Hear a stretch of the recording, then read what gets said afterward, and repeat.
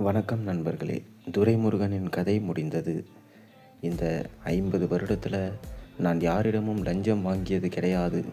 நான் ₹1 கூட லஞ்சம் வாங்கினேன் என கூறினால் இங்கேயே நெருப்பில் குதித்து சாவேன். நான் ஒரு பெண்ணிடம் தப்பாக நடந்து கொண்டேன் என்று யாராவது கூறினால் நான் தூக்கு போட்டு செத்து போவேன். ஒழுக்கம் வேண்டும், மக்களுக்கு பயந்து தொண்டு செய்ய வேண்டும் என்று வேலூர் மாவட்டம் காட்பாடி கிளித்தான் பட்டறையில் பரப்புரையின் போது துரைமுருகன் பேசினார். வேலூர் மாவட்டம் காட்பாடி சட்டமன்ற தொகுதி திமுக வேட்பாளரும் திமுக கழக பொதுச் செயலாளருமான துரைமுருகன் இன்று கிளித்தான் பட்டறை பகுதியில் பரப்புரை மேற்கொண்டார்.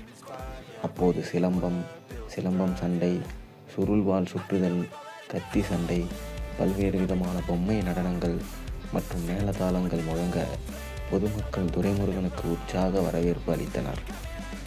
அப்போது துரைமுருகன் பேசுகையில், நான் இந்த பதவியில் இருந்த காலகட்டத்தில் ஒரு 40-50 வருஷத்தில் நான் யாரிடத்தாவது ஒரே ₹1 லஞ்சம் வாங்கினேன்னு காட்டமாக சொல்லுங்க பார்ப்போம்.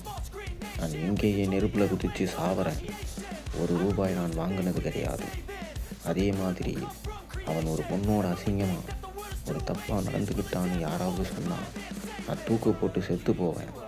ஆகையால் ஒழுக்கம் வேண்டும், ஒழுக்கம் இருக்கணும், மக்களுக்கு பயந்து தொண்டு செய்யணும். இந்த இரண்டையும் செய்கிறப்ப தான் மக்கள் நம்மை வாழ்த்துவாங்க, இல்லைனா லோலாயிருன்னுவாங்க.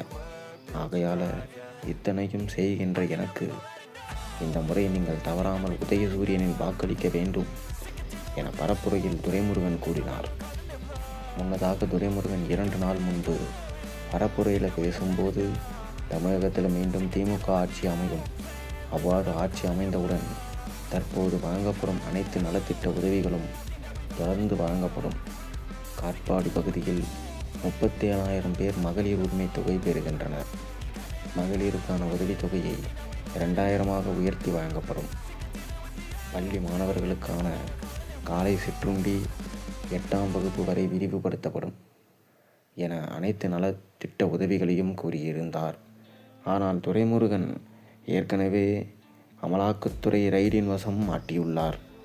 இதை தெரியாமல் துரைமுருகன் வாய்விட்டதால் தற்போது இணையத்தில் அவரை பங்கமாக கலாய்த்து தள்ளுகிறார்கள்.